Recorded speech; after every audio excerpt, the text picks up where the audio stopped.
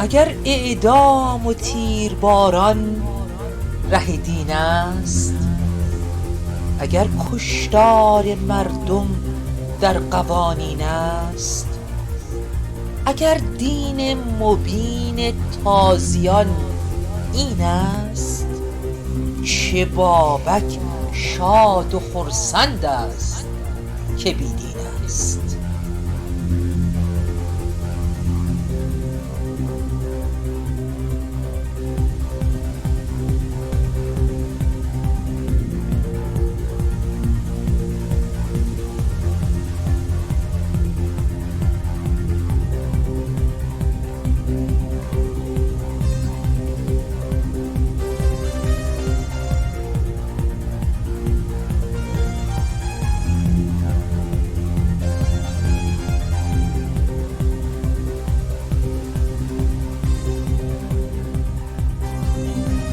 اگر اعدام و تیرباران ره دین است، اگر کشتار مردم در قوانین است، اگر دین مبین تازیان این است، چه بابک شاد و خرسند است که بی دین است.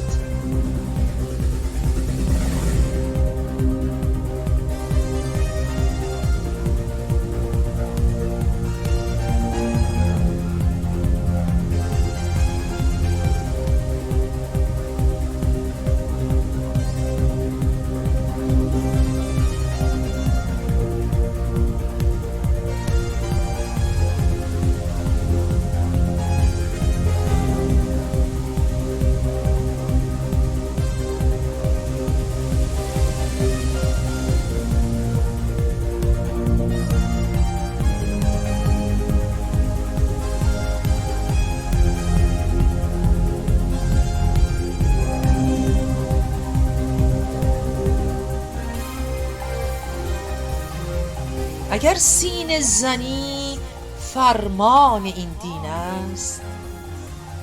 غم بر سر زدن نامش اگر دین است، عزاداری اگر کیش است و آیین است، اگر دین سوره های جنگ خونین است.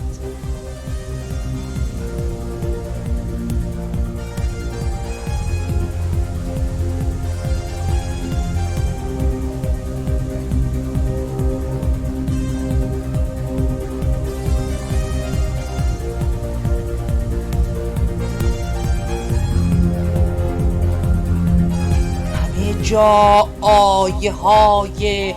آتش کین است، اگر صلح و صفا محکوم تمکین است، اگر زن برده بیمایه دین است، اگر این چادر شرکین و رنگین است، اگر زن در حجاب تار و غمگین است، اگر دین آرزوی مرگ نسرین است، اگر پایان عشق ویس و رامین است، اگر دین دشمن فرهاد و شیرین است، اگر زاهد به منبر والی دین است، ولی پایین منبر حیله آیین است، اگر زاهد ستمکار و سیه بین است، اگر بابک خرد را مهر و آیین است.